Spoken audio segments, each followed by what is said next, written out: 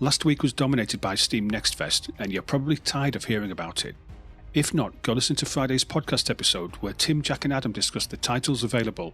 It's on screen now. If you are tired of the NextFest coverage, let's take a look at what else is happening in strategy gaming. Welcome to Critical News. On March the 5th, Slay the Spire 2 enters early access. And if you've been paying attention to strategy gaming at all this year, you already know the scale of what that means. The original Slay the Spire found an audience large enough that it more or less defined what a deck builder roguelike was supposed to be. The cards existed before it, the roguelike structure existed before it, MegaCrit fused them into something so clean and so endlessly replayable that it dominated Steam charts for years and produced a generation of imitators, most of which confirmed rather than challenged why the original worked. The sequel arrives with a clear and honest description of what it is right now. MegaCrit have said to expect the early access period to run somewhere between 1 and 2 years, roughly matching the first game's development window, and they've confirmed the price will go up when it leaves. What you get on day 1 is 5 characters, 2 of them new, a fresh card pool, new relics and potions, new enemies, and a Spire that's been rebuilt from the ground up with those expanded rosters in mind. The developers have specifically said the current state is not a preview or a vertical slice, it's a working game, and the early access period is about balance, quality of life, and testing experimental features with a live player base. The most structurally significant addition is co-op, which supports up to 4 players. The original Slay the Spire was fundamentally a solo experience, a personal puzzle that lived inside the decisions you made about synergy and risk. Multiplayer changes what the puzzle is, introducing shared decision making, team-specific card interactions, and the social dimension of carrying or being carried through a run. Whether the game's fundamental tension survives that shift is the interesting question, and the answer won't be clear until people have spent time with it. MegaCrit's track record says to give them a benefit of the doubt, but it's worth watching how the co-op mode develops across the early access window. The community angle is worth noting too. MegaCrit have said directly that the original Slay the Spire's success came from the feedback loop they built with players, and they're running the same process again, with Discord as the primary feedback channel, anonymized in-game metrics, and an in-game feedback tool built into the client. For a studio that's been quiet since the original launch, the transparency about process is a good sign. If you're going to buy it before full release. The price goes up when it leaves early access, and March the 5th is the cheapest entry point. Okay, there is some NextFest in the story, but stay with it. During NextFest, a game called Tabletop Tavern did something that doesn't happen often with an unknown indie studio behind it. It shot near the top of the strategy, roguelike, and RTS charts simultaneously, 3 of the most competitive genre categories on Steam, all at the same time, from a developer nobody had been talking about going into the event. The pitch is Total War meets Slay the Spire set in a medieval games workshop, which sounds like someone assembled it from a list of things strategy players like, and it maps onto the game more closely than that description usually would. The battles are real-time and positional. Spear walls counter cavalry, archers need protecting from flanks, terrain shapes how engagements develop, and the scale runs from small skirmishes up to hundreds of units on screen. Between battles you're running a roguelike campaign, recruiting units, finding gear, unlocking upgrades that permanently shift what your army can do. Each run randomizes the campaign structure, meaning the upgrades you find, the enemies you face, and the decisions you make stack differently every time. The visual frame is tabletop miniatures brought to life, which fits the scale of the combat and gives the whole thing an aesthetic that will feel immediately familiar to anyone who's spent time in Games Workshop. The faction list covers the expected fantasy range. There's Vikings, Orcs, Elves, Dwarves, Humans, each with distinct heroes and playstyles that push you toward different army compositions depending on who you're running. The roguelike layer means you're never locked into one approach. The run shapes the army as much as the faction does. The developer's own reaction says something useful about where this game came from. They went into NextFest nervous, they said, and came out not quite believing where they'd ended up on the charts.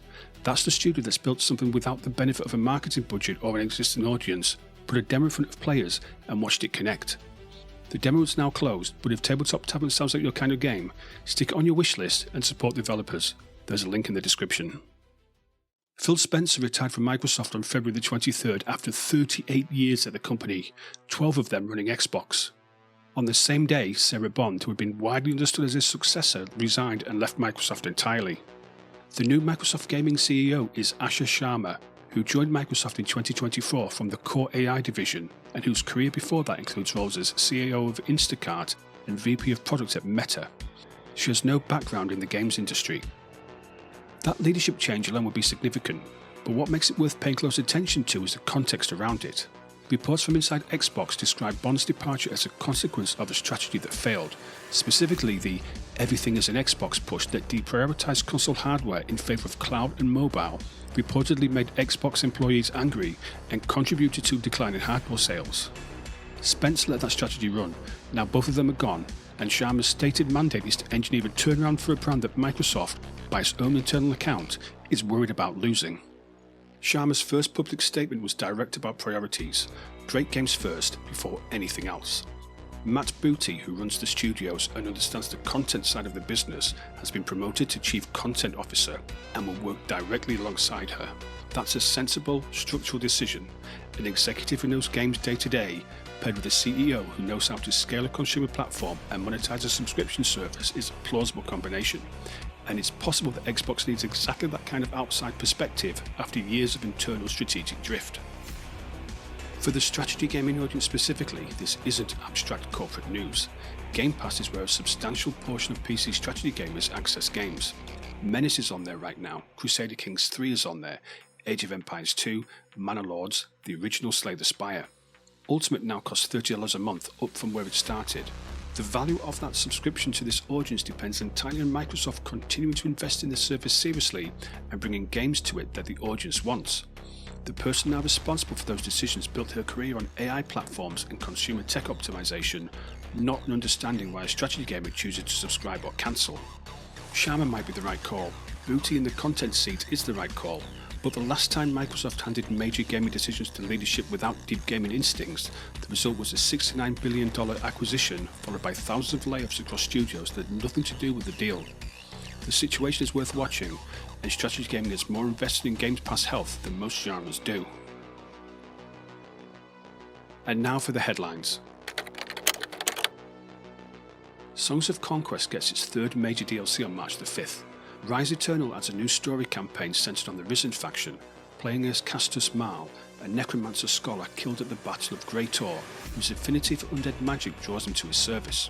4 new maps, new artifacts, artifact set bonuses, and story content built specifically around the Risen. If you've been holding off on Songs of Conquest until there was more of it, March the 5th gives you a lot more to work with. Going Medieval exits early access on March the 12th, almost exactly 4 years after it launched in 2021 as a colony sim alternative to RimWorld, friendlier in tone and more focused on medieval settlement building. Across 16 major updates, the game added fire, water, siege weapons, a trading system and imprisonment. The 1.0 release brings a proper endgame, new content and achievements. Developer Foxy Voxel has been consistent throughout the early access period, and if you've been waiting for the finished version, the wait is nearly over. Menace's 5th post-launch patch is out and it's primarily a stability update while the team builds towards the first major content release. The most requested addition is a toggle to disable the unique 3D squad leader heads, which is now in options. Beyond that, performance optimizations, wider tooltips, improved infantry repositioning animations, and a round of bug fixes covering keyboard input, AI pathing, deployment saves, and several item interactions that weren't working as intended. The big content patch will get a proper dev diary when it's close. The game is in good shape in the meantime. That's all for this week. On Friday, Heart of the Machine drops its early access tag and goes full release. We interviewed Chris McElligott-Park, and that episode of the podcast goes live on Friday, the same day as the game releases. Thanks for watching, and we'll see you next time.